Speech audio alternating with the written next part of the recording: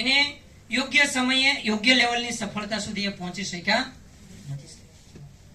પણ જો બેન સમજી અને એને સાથ આપે અને બહુ ઝડપથી સફળતા આવતી હોય તો સાથ આપવામાં કઈ વાંધો.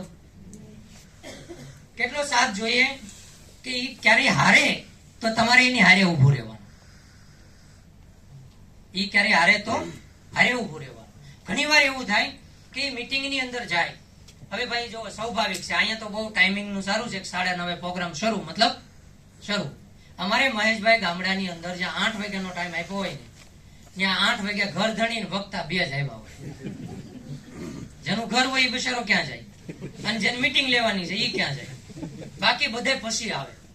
હવે 8 વાગ્યાનો સમય એમ આવતા આવતા અમુક તો આવ્યા હોય કે નહીં, તો હજી ક્યાં કોઈ આવ્યા, હાલો ને આમ આટો મળતા એટલે પાછા એ ભેગું કરતા જ 9 થઈ જાય.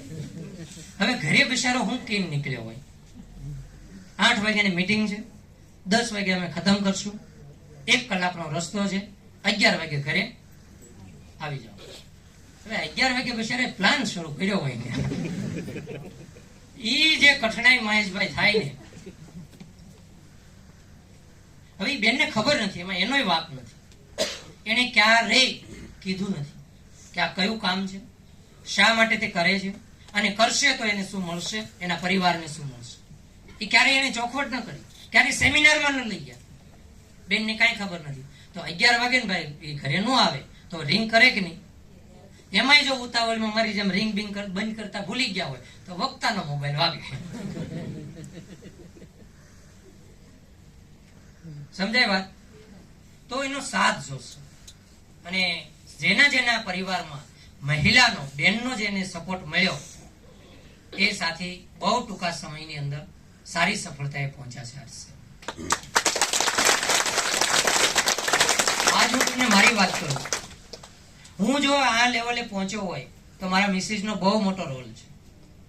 મારે ગમે ત્યાં જવું, ગમે તે ટૂર પર જવું, ઇવન એને મારા શેડ્યુલની ખબર હોય તો કોઈ જરૂરી એવો ઇમ્પોર્ટન્ટ કોલ હોય તો જ મને કોલથી ડિસ્ટર્બ કરે. બાકી એને ખબર જ હોય કે એના શેડ્યુલથી જઈ મને ક્યારેય ફાલતુનો કોલ પણ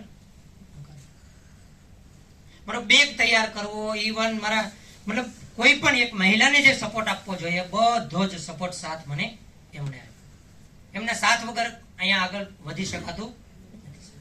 તો જેટલા બહેનો છે આટલા બહેનો જે પણ ભાઈ ઘરેથી કામ કરવા માંગે છે એને સાથ આપશો આપણે.